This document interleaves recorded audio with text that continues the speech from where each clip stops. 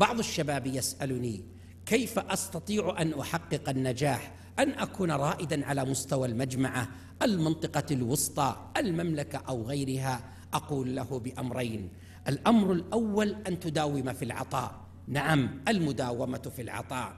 الأمر الثاني لك يا شاب الثانوية أن تستمر في تذكر الهدف المنشود. إشكالية بعضنا أنه يضعف ثم يكسل ثم يموت، فهو في حالة تموج.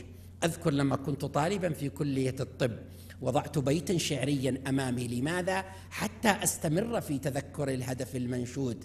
قول علي بن أبي طالب الذي هو لأبي الفرج عمرو بن هند، عمرو بن هند ماذا يقول؟ وقولي يخاطب نفسه، وكان علي بن أبي طالب رضي الله عنه يستشهد بها: وقولي كلما جشأت وجاشت، يخاطب نفسه، وقولي كلما جشأت وجاشت مكانك تحمدي أو تستريحي.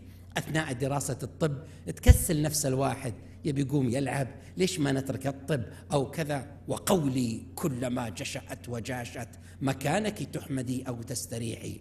وضعت بيت ثاني لأبي الطيب المتنبي: وإذا كانت النفوس كبارا تعبت في مرادها الأجسام.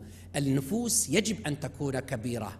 الإشكالية فينا نجعل نفوسنا كبيرة، كم أتكبر على زميلي، كم أتكبر على الناس. لا، الكبر أمره مرفوض. ما معنى النفوس الكبيرة؟ أن تكون كبيرا على نفسك، هذا هو المطلب، أن تنافس نفسك، هذا هو المطلب الأساسي. إشكاليتنا أنا أزين منك، أنت أزين من فلان. لا، أنا كم أزين من نفسي، فأظل في حالة سباق مستمرة أنا أيها الإنسان، وأظل في هذا السباق وأستمر فيه بشكل مستمر، أن أسابق نفسي، وفي ذلك فليتنافس المتنافسون. سباق النفس ليس فيه أنانية، سباق النفس ليس فيه كبر. أتتكبر على نفسك؟